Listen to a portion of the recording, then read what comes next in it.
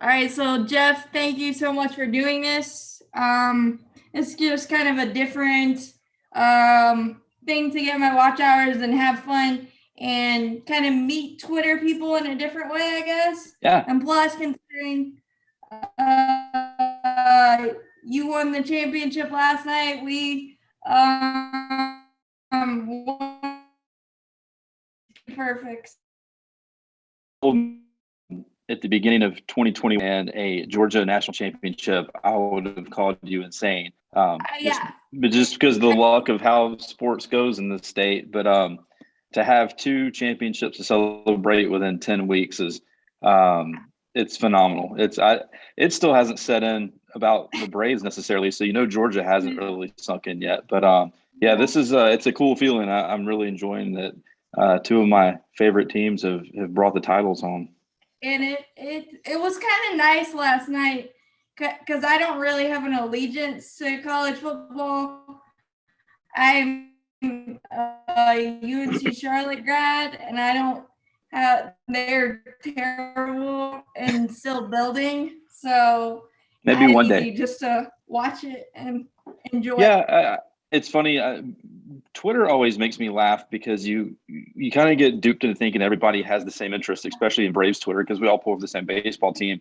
And then undoubtedly around August, it like fractures and people start, getting kind of ugly with each other. And part of it's kind of fun. I was much more into rivalries when I was younger. I don't think it means as much to me to try to talk smack or especially if you don't play for a team. I mean, like, you don't really have control over stuff like that. I saw a lot of tweets flying around before the game yesterday that I was like, I probably would be involved in that maybe 5 years ago, but now I'm just like, nope, I'm going to sit. In fact, I didn't even watch the game with my phone in my hand. I decided I was going to just sit with my family, watch it, and enjoy it. And it was actually a cool experience. I didn't have to be bothered, or I didn't get upset about things I probably wouldn't have been upset about.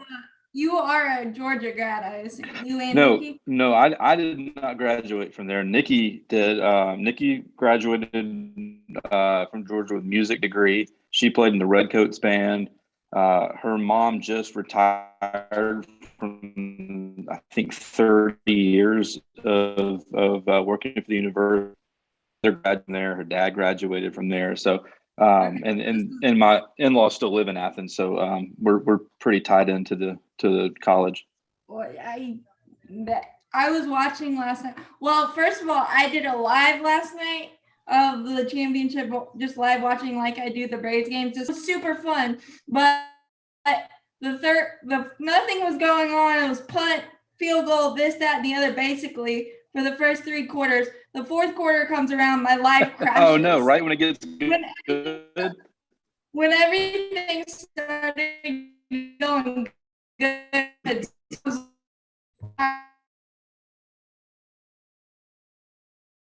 So, and that game was for anyone, but as a Georgia fan, holding Alabama to 9 points in the first half was huge. And so there was a lot of hope coming out in the third quarter, and they played a lot differently in the third and fourth than they did in the first and second, which was huge. The difference, I think, in the two for me personally was in '95 when they won. I just graduated from high school, so I was at, and it was kind of getting to relive it through this championship with Georgia. When they won in '80, I was only 3 years old. And videos of it's just too separate. I can't really compare them. I think the Braves World Series and the fashion that they won it and the way that they had kind of everything against them and they still got it done. I think that one it means a little bit more. So I think the World Series is going to probably rank up there. Yeah. But Georgia finally getting over that hill and kind of slaying that dragon. That's huge. The Alabama dragon. Yeah. I honestly think it was going to happen. Except being all the quarterbacks Georgia hasn't been it. I think that's just a movie type thing. Oh yeah, there'll have to be a movie. I told Nikki last night. I said if there's not a movie about Stetson's story, then somebody's missing a huge opportunity, because it's kind of like a Rudy type thing, but obviously a little better ending. But I don't know. I was one of the people, and on Twitter, if you say something, you have to be able to defend it. But I was one of the people that wasn't necessarily down on Stetson, but I was very curious about what JT Daniels could have done, and in certain times I think should have done, just to have a look. Clearly, I'm not a coach, and I don't know what goes on in practices and all that kind of stuff. I wish there had been some games that maybe he could have come in late in the SEC championship second half. They weren't doing that great. Maybe put him in there to see what things could have things been different. But I mean, Stetson proved himself. I mean, he said it last night, and he said it before. He thinks he's the best quarterback, and I think with that attitude, he showed he was. I think I had that same thing. Obviously, I don't follow Georgia as closely or anything, but I'm a big college football fan in general, so I followed it. And I honestly had those same reservations just because he only threw 11 passes in the fourth quarter until the SEC championship. So we're going to get with Stetson Bennett. And I said it in my recap last night that took stones after 2nd and 18, getting sacked and getting that free play and just throwing it up. Like, Carson Wentz doesn't do that. Yeah, and the thing about it, like, I didn't realize it at the time watching it live, and I don't think I even fully understood it until the replay of how deep that pass was. Like, he threw that. It looked like it flew 50, 55 yards in the air, and it was just an incredible throw. But I think with Stetson, I think what the criticism, I think he probably the reason he got it, maybe it was deserved, maybe it wasn't, but it seems like he made some decisions when he was being flushed out of the pocket throughout the season that maybe someone else would have just thrown it away into the sidelines, that he would throw it back into the field of play, and there'd be defenders there, and you get an interception or something that maybe you wouldn't have done with another quarterback. But I think that's the only time I ever got nervous was when he was scrambling, because he kind of had that nervous energy look when he was scrambling. But he's a great runner. I mean, the guy can tuck the ball and go and run for 20, 30 yards. So he really is kind of a dual threat. But I'm just happy the way things turned out. I had a kind of an unusual confidence yesterday because I felt like they got so embarrassed in the SEC championship game that there was no way that they were going to come out and not be a better team in this showing. And the Kirby Smart wasn't going to have the same game plan. There was going to be something different. The defense, they absolutely did not show up in Atlanta, during the SEC championship game. And then they balled out last night. Those guys pressure and it was kind of ironically, it was the offensive line that wasn't there last night. The pass blocking was almost invisible.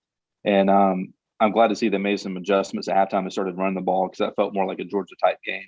Once they once Zeus and Cook got it, it kind of turned into, okay, this is comfortable Georgia football, and then they took off. So.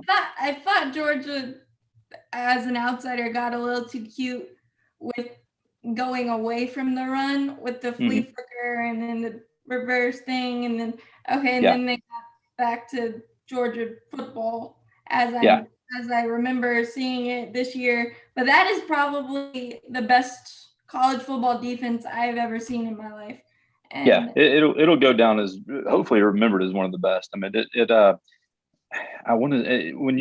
think it was it Tennessee, I think, scored the most points up until the SEC championship game. I think Tennessee had scored the most, 17 points. That was a string of like 2 or 3 games there, maybe even 4, where no one scored more than, I think, 3 points on them. So it was fun to watch. It was definitely a historic season. It was definitely memorable. The thing about Georgia is they seem to always come up with a good recruiting class. So unless something really goes really wrong, I don't see why they can't be in this position for the next couple of years and kind of become an Alabama type thing. So I don't either, but it's kind of nice to see somebody beat Alabama finally and just prove that college football can be somebody else other than Alabama. Because honestly, Alabama wasn't even good this year, and they still. Yeah, I saw some tweets of like this team, of all the ones they've had of late, this one was probably the youngest and I'm not going to say least talented, but they didn't have the mega stars all the way through. I know Mechie was out during the game. They lost their other receiver, but I was kind of upset when they didn't beat them in the SEC championship game, because I was like, you know what, you can put Alabama to bed. They won't even be in the playoffs, and then I feel like Georgia kind of let them hang around. And then when they made it to the final, I was like, man, that's, like it. I was kind of frustrated, but then I started thinking about it that, if you want to be the best, you got to beat the best. And I'm kind of glad they were there, because I feel like it would be less legitimate if they had to play like Cincinnati in the final, or had to play, someone else that maybe wouldn't be that high caliber. So to slay Alabama like that, regardless of talent or experience or injuries or whatever, to beat them is what people are going to remember, or, beating Alabama is what they're going to remember. So I'm just glad the way it worked out. I don't think I'd change anything about it if I could.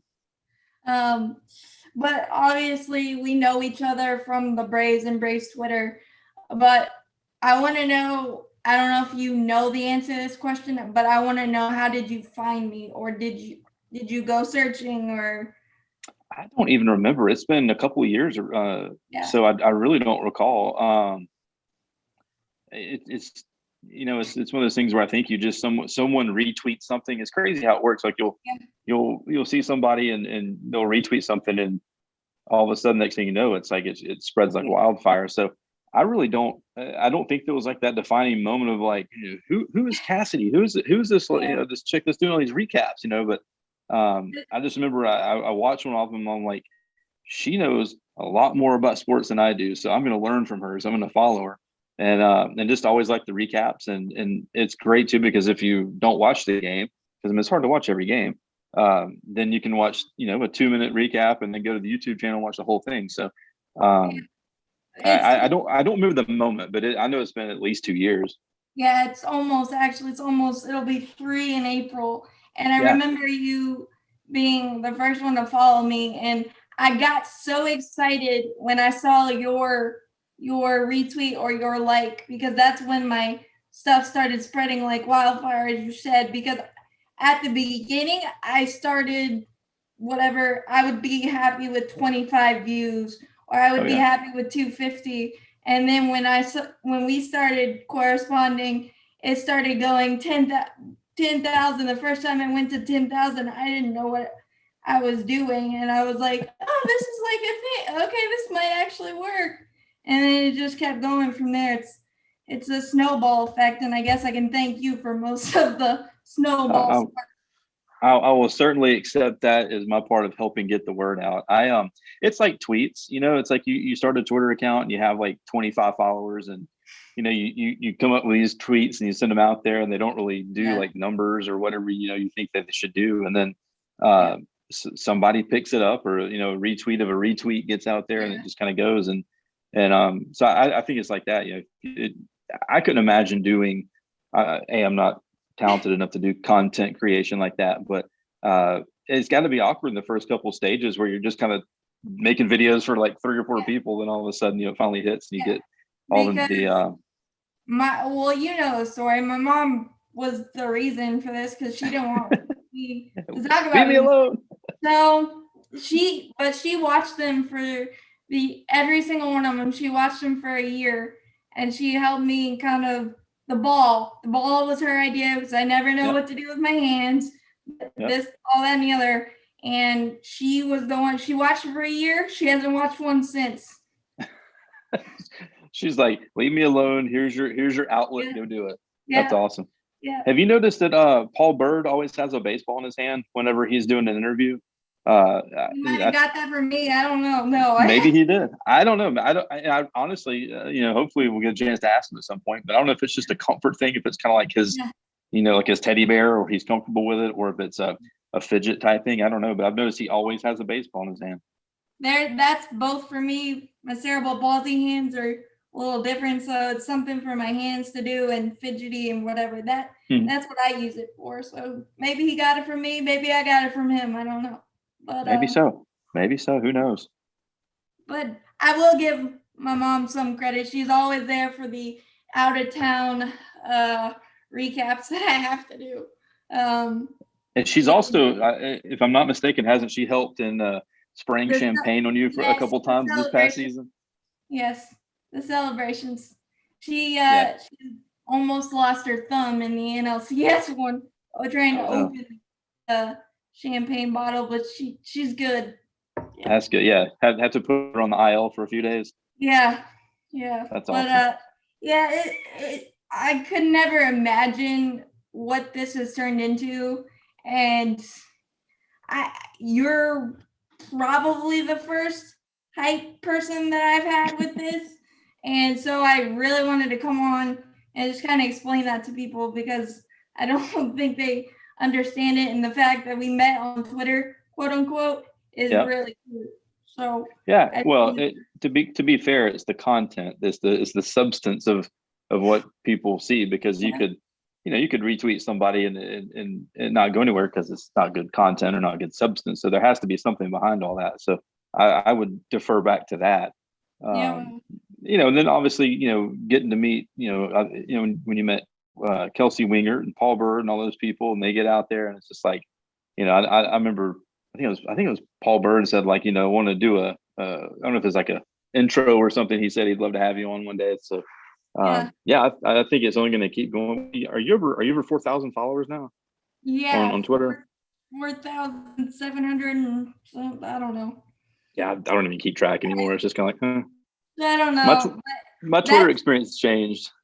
That's funny because my brother, he was like, "Hey, you only have like 1,000 followers," and then that year he said that I started my recaps and stuff, and then I tweeted back. I tweeted back at him. I was like, "Well, I'm up to 4,000 now. You can't say anything."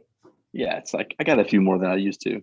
My experience has kind of changed. I don't know if it's just because I'm getting older and have more things that are outside of social media that take more Yeah, attention and more interest now. But I'm not on as much as I used to be. And that's by design. I mean, there's more things that yeah. I have going on and spending time with family, and as Plus my no son gets baseball older, right now. So it's, yeah, and obviously without baseball, it's kind of toxic. It's like it's not yeah, fun. Like it usually this time of the year, I'm kind of perturbed from seeing people with free agent griping about their WAR or yeah, some like OPS or something, and like there's just nothing. I mean, it's like I would give anything just to see somebody do a stupid trade proposal at this point. Like yeah, it's it's just kind of, which is, I'm also excited when Georgia won the championship. It's kind yeah, of reinvigorated a little bit of Twitter, at least our corner of it. But yeah. yeah, it's terrible. Like the last lockout was what, 94, 90. I guess, or work stoppage, I guess is what we should say.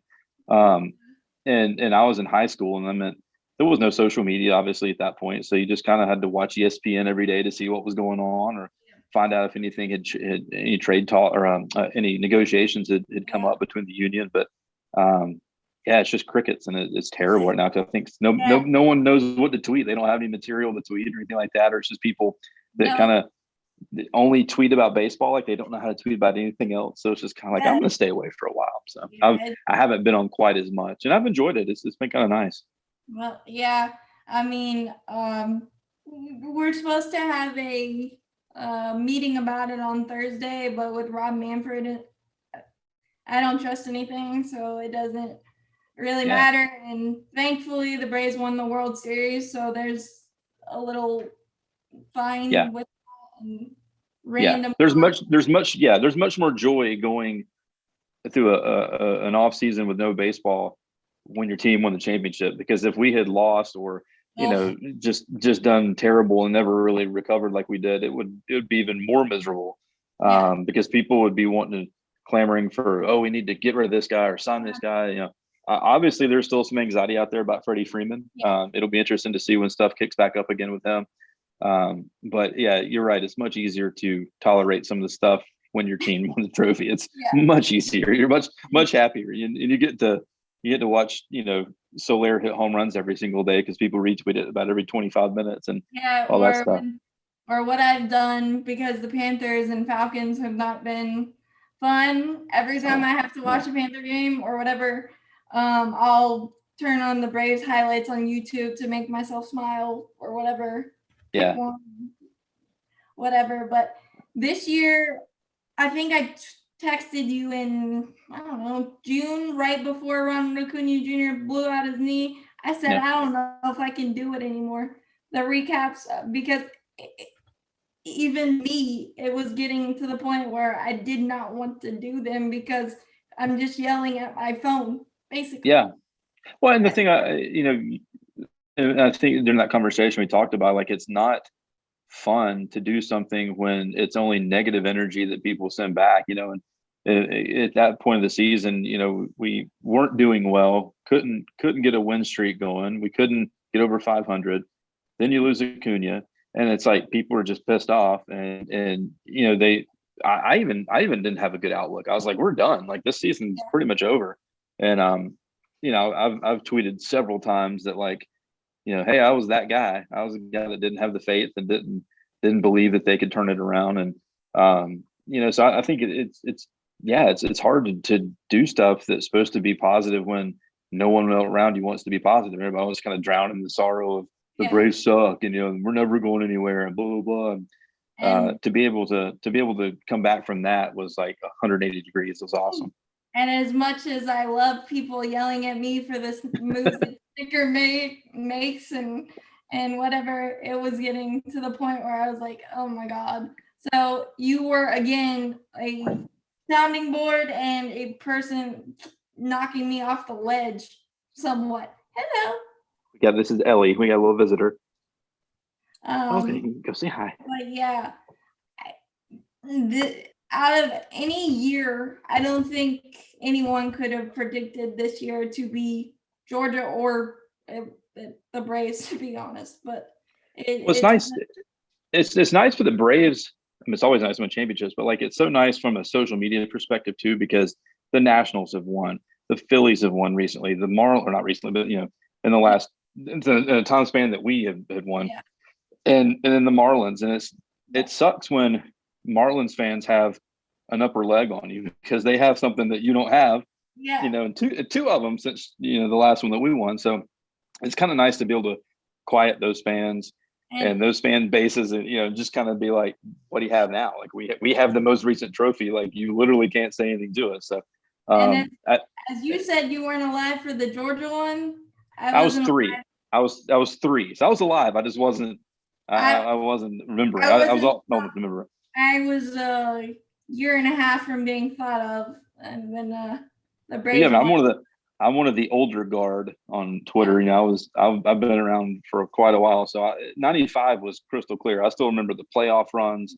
Still remember the excitement. I had just graduated, so I was already out of school. But like, I remember in the 90s, like, even when I was in school, like in some of those fall afternoons, like, our teachers would. That's when I haven't been in a classroom in forever. We used to have those huge TVs in the corner of every room, and our teachers would let us watch the games when they were getting into the, especially when they were day games or something like that. We would get to watch part of them in our classrooms because it was just, there was so much excitement around them. And so I was thankful that I was around for those years and was able to remember them and go to games. And my dad took me to the 91 World Series against the Twins, went to countless playoff games. And so that's kind of what we were talking about earlier when you asked me, Georgia championship versus Braves World Series. I think they're on totally different planes for me. And I'm just really appreciative that you can celebrate both of them and kind of end very long droughts and kind of shut everybody up and be able to enjoy it. But I'm really looking forward to going to Truist next year, or hopefully this year, and seeing 2 trophies. It's always kind of, it's neat to have one sitting there, but it's kind of sad sitting by itself. To have another one sitting there is going to be even better. And I think it legitimizes the franchise when you have multiple championships, to show that it's not just a one-off thing like we had always had for so long with either the Braves or the Dogs. So I think the second one's always going to be a little sweeter, just because it's like, okay, good, we can back up what you've done before. Was there a moment for you during the playoff run where you sat back? We didn't win it or anything yet, but you sat back and said, okay, this might actually happen? I think it was when Dansby and Solari went back to back. Maybe game 5. I don't remember. Whatever four, maybe I don't really remember. Whichever one that is obviously here in Atlanta. But when Dansby went yard and then Soler turned around and went behind. Like, not only was it, I think the excitement, the energy, the crowd, and everything, but it just kind of had that moment of like, I really think we can do this. And of course, you know, coming off of I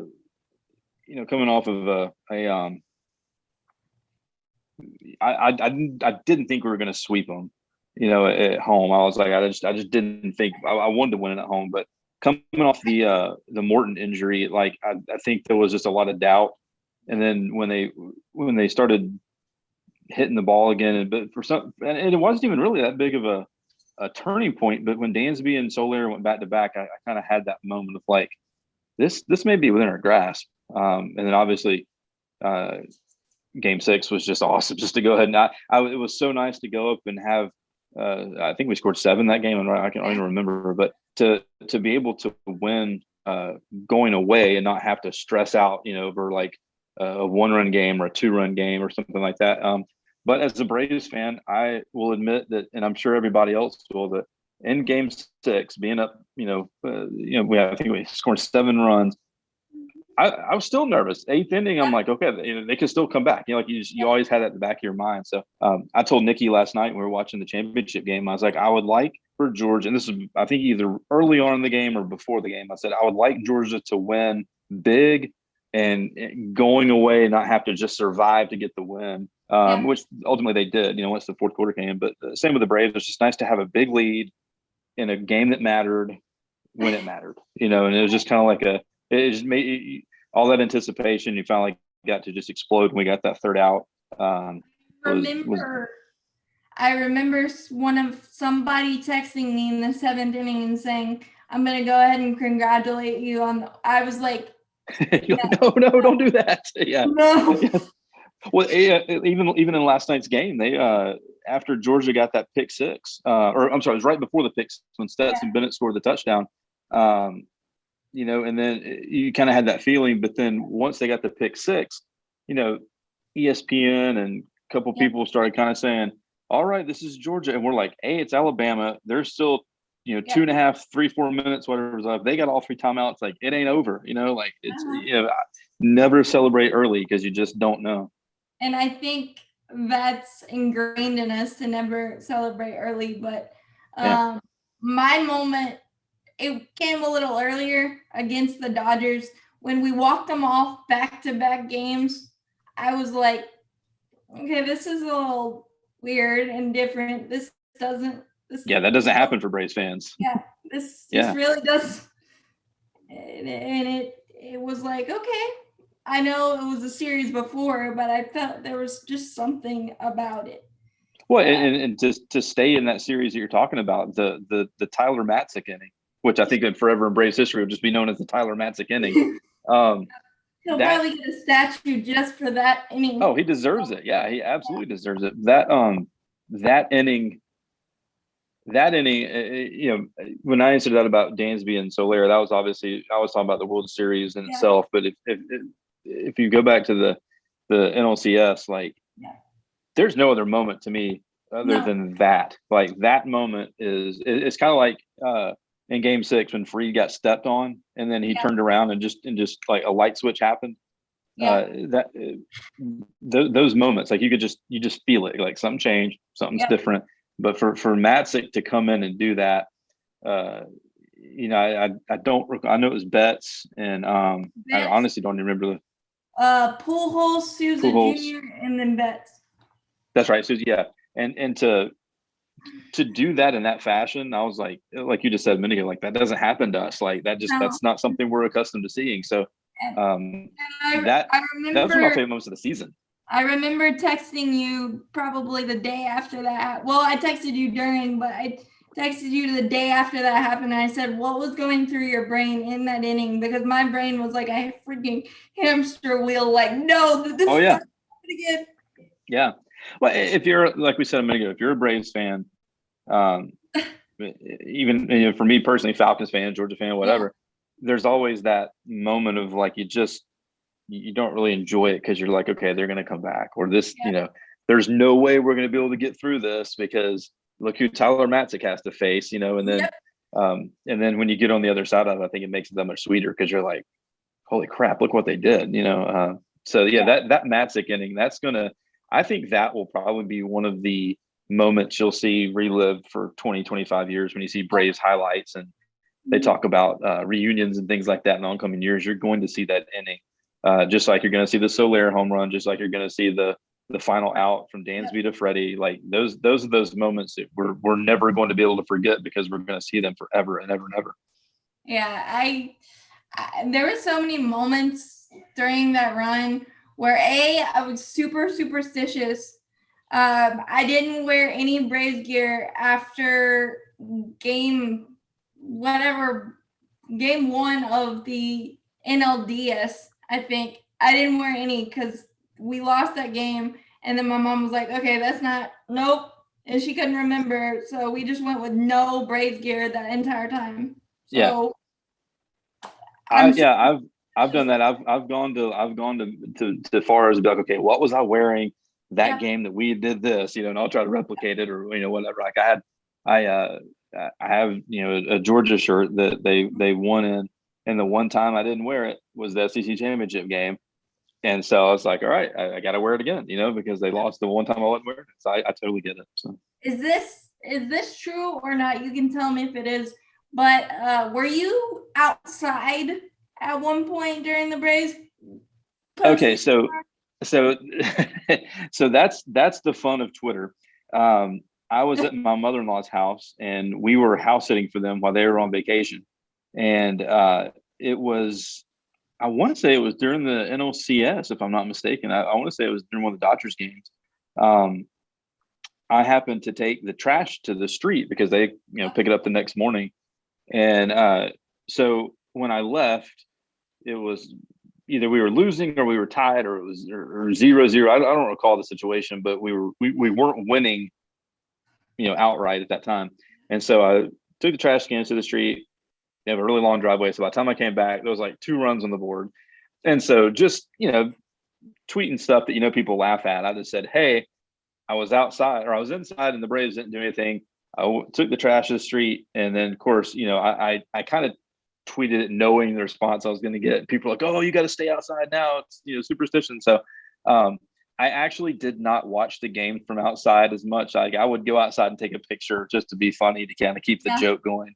And so it got to the point where we even went on vacation during the I think the final it was the game that we won to go to the World Series. We were on vacation. Yeah, because I wanted to call you that night, but you were like, hey, I'm on vacation. So I was like, okay. And my entire family, we were all sitting up watching the game. And so it was one of those things because anything on Twitter that, it never dies. So people are like, hey, Jeff has to watch the game from outside. So it got to the point where I would just go ahead and take a picture watching outside, like through my mom's window if I was at her house or like, we were at my in-laws.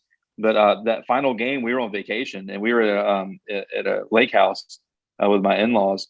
And they're like, I was like, hey, I need to go outside and take a picture. And they're like, what are you doing? And I was like, well, I've got this thing, and try to explain social media stuff to people who are on social media. You're like, well, I got this thing, but it's kind of like a joke and people like it. And they're like, okay, weirdo. So like I went out there and took a picture from outside, things like that, just to kind of perpetuate the joke. And it was fun. But no, I did not actually sit outside and watch the games. I made it appear as though I did just for the joke, but no, I watched all games from the comfort of either a couch or a comfy chair. Well, my claim to fame might be the recast. My claim to fame also might be when I tweet somebody has a no-hitter, shutout, or something, and 5 seconds later it goes away every single time. I'm not actually trying to do. I'm literally tweeting it, and then it happens, and like.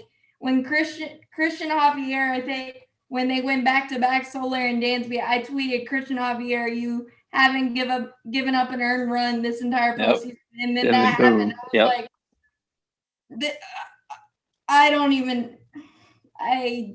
that's my claim to fame other than the recaps, to be honest. Yeah.